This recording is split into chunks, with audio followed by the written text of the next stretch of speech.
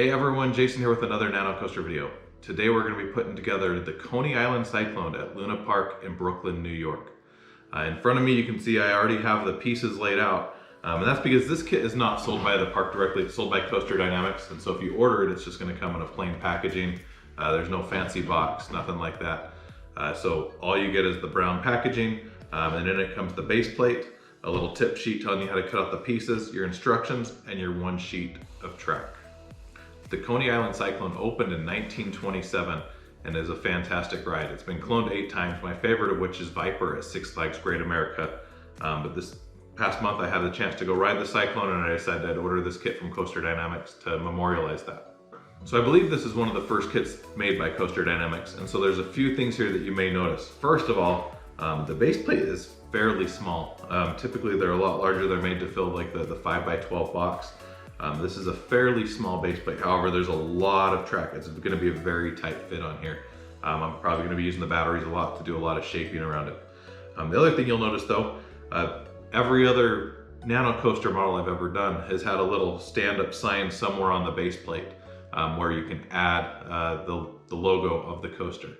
This one does not have the stand-up sign, but it instead has the Cyclone word mark here in the corner that's going to hang on the side of the lift hill. Now before we get started, the first thing we're going to want to do is peel off the blue plastic on the acrylic sheet. Some of these Nanocoasters come with a brown paper that needs to be peeled off, and then recently these have been coming with a blue plastic that just needs to be peeled off. On the bottom it's probably going to peel off in one piece just like that. On the top it's going to peel off in multiple pieces because the top has the entire track layout engraved in it. To get the top pieces, you'll want to find like a sharp corner and just kind of put your fingers underneath it and just peel it away. And so we'll go around and we'll peel off all the blue really quick and move on to that point.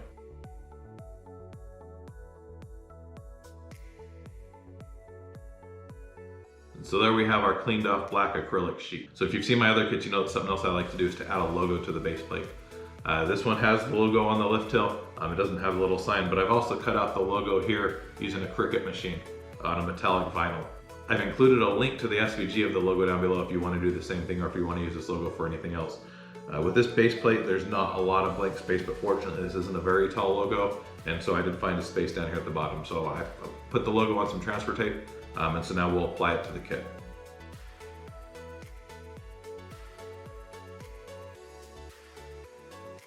So now that we have the logo on the transfer tape, we can just kind of line this up on the base plate where we want it, and then peel the transfer tape away. And now our base plate says Cyclone. Now the next step is going to be to cut out each of the track pieces here. So the tip sheet tells you to use nail clippers. I actually like to use wire cutters. Here's a pair that I purchased on Amazon. There's a link to these below. Really any wire cutter should work. If this is the only kit you're doing, then nail clippers will probably be fine as well. But I find that wire cutters typically work a little bit better. So if you look around the sheet, you'll see that each track piece is connected in several places. We have 5 track pieces here along with the station and the sign. And so I'm just going to go around each of these and cut each of these tabs to remove the track pieces, and then we'll proceed to that point.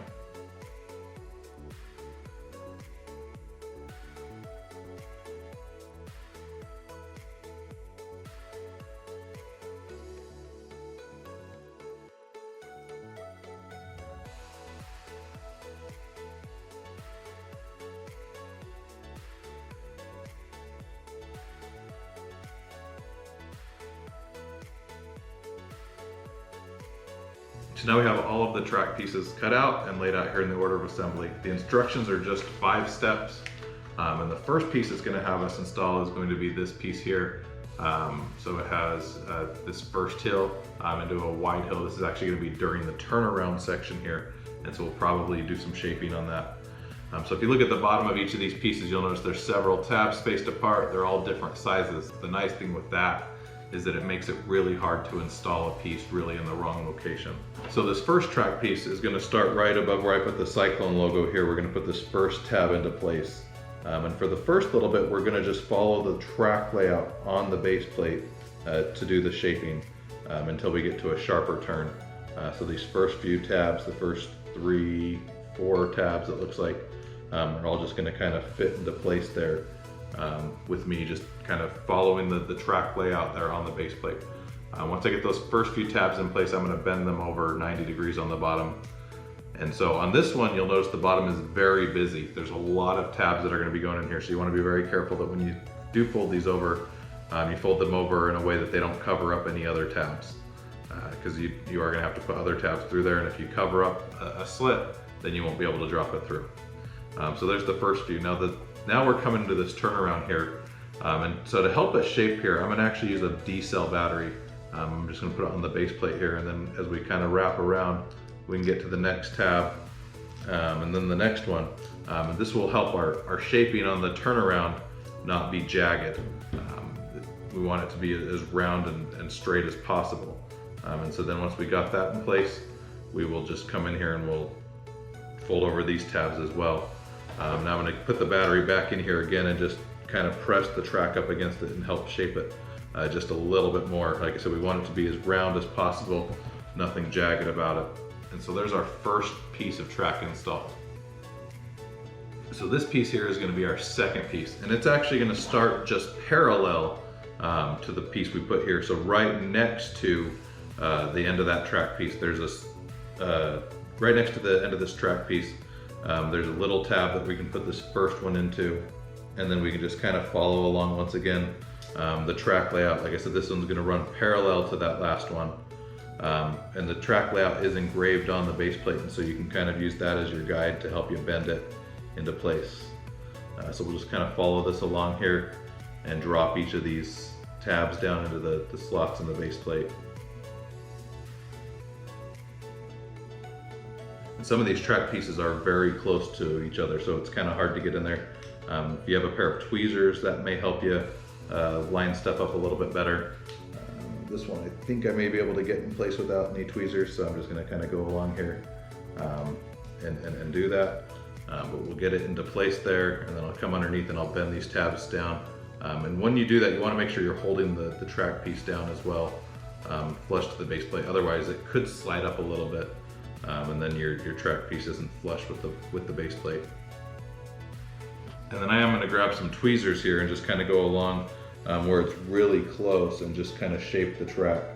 Like I said, there's a few places that it runs very close to the other piece of track, but it bends a little bit, and so you can kind of come in here and just shape it with these tweezers to get it right back into where it should be.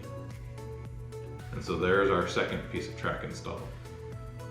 Now our third track piece is going to be this one here. You'll notice it has the two kind of tunnels right here, another gap there. This one we're going to want to do a little bit of shaping as well. We're going to use a C-cell battery for this one. Now this one actually drops down, so this one we're going to have to kind of figure out where we want to start shaping it. So I'm going to kind of put this down on the base plate, and then right here is where we want it to start turning. And it's going to turn quite a bit, so I'm just going to kind of wrap this track piece around the C-cell battery to hopefully get the shaping a little bit. You're not going to get it perfect with the battery, especially doing pre-shaping, but if you can just kind of get it rounded, it'll give you a starting guide. And so this piece is going to start right here in the front. There's a wide tab, and so we'll take this first tab and drop it into that slot. And then after the two first tunnels, there's a small tab right here in the middle that we need to drop down into a slot.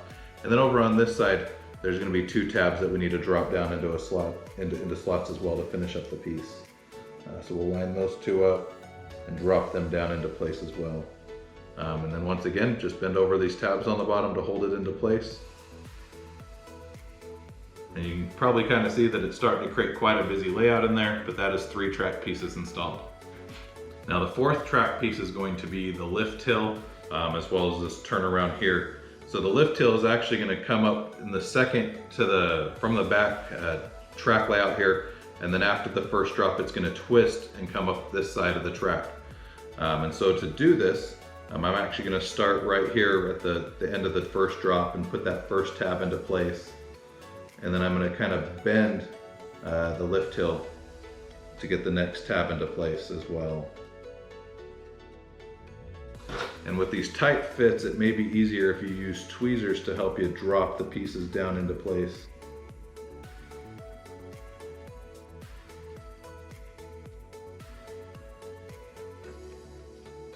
And then we got those first 3 tabs in place. I'm gonna bend those over to hold it into place. This fourth one I'm not gonna bend over quite yet, and that's because we gotta come into another turnaround down here. And for this, I wanna be able to shape a little bit more. So once again, I'm gonna drop a battery here into this turnaround and then just kind of wrap the track around that battery. And then we'll drop these last 2 tabs down into place after the turnaround. It's not a perfect circle yet. We'll actually use the battery a little bit more to shape it after we'll bend the tabs down that they're in place. And then I'm going to use a battery here to finish shaping this. One of the nice things with this kit so far is that the turnarounds are actually pretty much the same size as just your standard batteries. And so it's really nice for shaping. Now you'll notice that the first drop it got a little bit of a kink there from installing it as well.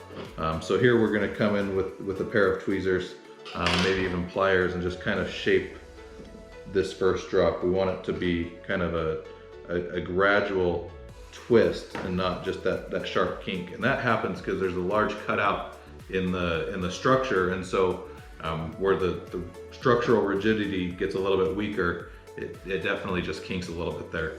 But we can twist that, bend it, and then there's our second to last track piece installed. So the last track piece is going to be this piece here, and it's going to wrap all basically around almost the whole kit. So we're going to start on this back edge here. So after we got the back of this track in place, the 3 tabs there, we're going to come into a large turnaround down here at the end that we're actually going to use a D-cell battery to wrap it around. So I'm going to put the D-cell there and just kind of wrap this around, put that tab, there's a small tab at the end that we want to put into place, and then wrap around to a larger tab here at the end to finish that piece. So we'll drop those 2 into place and bend them over to lock them in. And so there we have the completed track layout of the Coney Island Cyclone.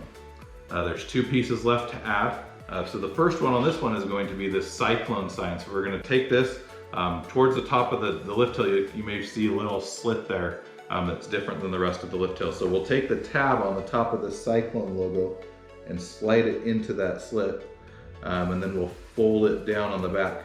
And you'll also want to fold down the sign 90 degrees at the same time, so you can kind of squeeze that down into place. And so you can see there it now says Cyclone on the lift hill.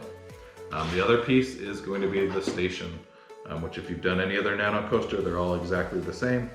I repeat myself a lot, but they all look like these little house buildings. So you fold it kind of into a little house like that.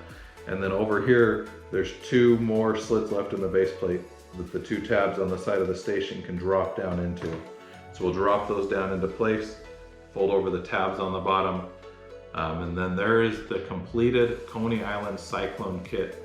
Coney Island Cyclone, once again, is at Luna Park, one of the most cloned wooden coasters. However, the kit is not available at the park. This is only available from CoasterDynamix.com. I've included a link to purchase it down below. It sells for $29.99 plus shipping. And so when I ordered this kit, it took about 3 weeks to come. And I don't know if that's because they were out of stock and they needed to replenish, or if these are made to order. But please note that it could take some time to come.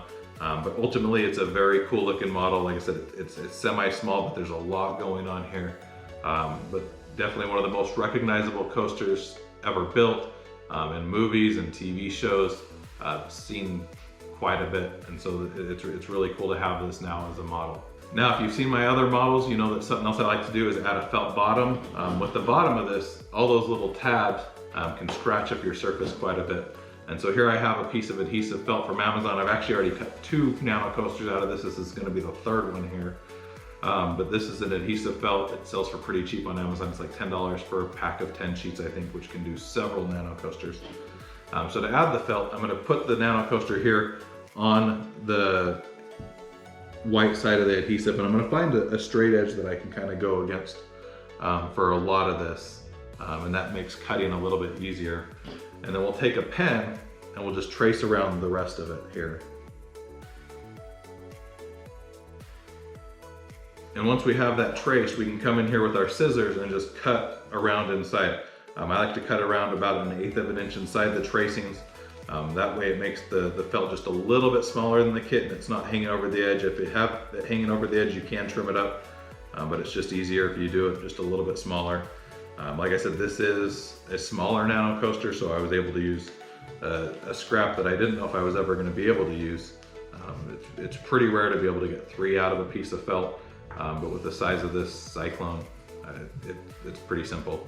But I'm going to cut this around right here, and there we have our piece of felt ready to go.